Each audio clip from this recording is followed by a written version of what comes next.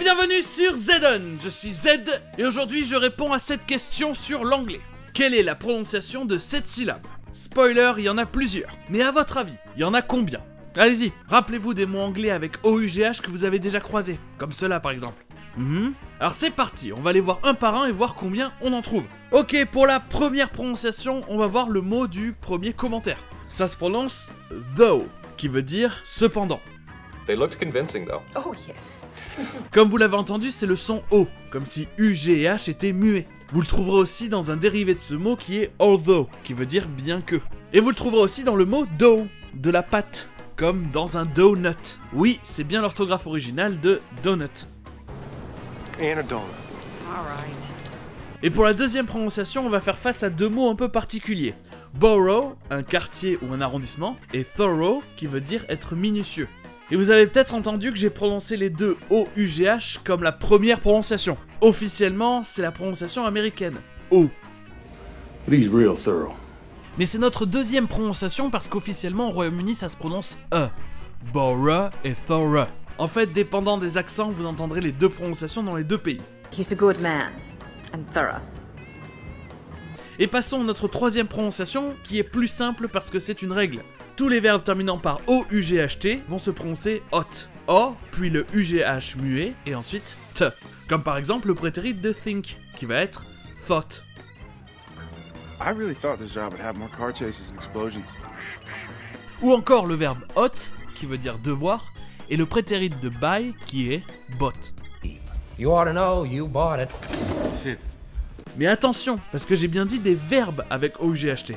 Qu'en est-il par exemple de ce nom? Et bim, quatrième prononciation, drought, avec le son ow, avec toujours le GH muet et enfin le T. C'est une sécheresse. Mais vous le trouverez aussi dans le mot britannique plough, qui veut dire labourer ou déneiger. J'ai bien dit britannique parce que c'est un de ces mots dont l'orthographe a été simplifié par les Américains pour ressembler plus à leur prononciation. Ils l'écrivent plough. Et enfin, vous le trouverez dans le mot slough, un bourbier ou un marécage. Encore une fois, c'est la prononciation britannique. Parce que pour la prononciation américaine, on passe à notre cinquième prononciation. Aux États-Unis, ça va se prononcer slough, avec le OU qui se prononce OU comme en français, avec toujours le GH muet. Et ça, c'est bien sûr la prononciation d'un des mots les plus courants avec OUGH, through, qui veut dire à travers. We will go through the mines. Mais pour en revenir à slough ou slough, ce mot a un homonyme qui se prononce d'une troisième façon. C'est là que ça devient intéressant, le GH n'est plus muet. En effet, notre sixième prononciation est slough. C'est la mue d'un serpent. Quoi qu'il arrive, si le GH dans OUGH se prononce, il va se prononcer F. Comme par exemple dans ces trois mots très communs en anglais qui se prononcent comme slough. Enough, rough et tough. Enough! Okay. Do you want to play rough? Okay. Who's a tough guy? Who's a tough guy? Les trois se prononcent œuf. Personnellement, j'étais convaincu qu'ils pouvaient se prononcer enough ou rough. Mais c'est bien enough et rough. Par contre, il y a bien un mot qui se prononce avec off. Et c'est là notre septième prononciation. Cough, une toux. Il existe aussi un autre mot comme ça, c'est trough, un abreuvoir. Et il existe encore d'autres prononciations comme hiccup, l'autre orthographe de hiccup, avoir le hoquet. Et nous avons aussi ce mot-là. C'est un mot irlandais pour lac, mais j'ai trouvé trois prononciations.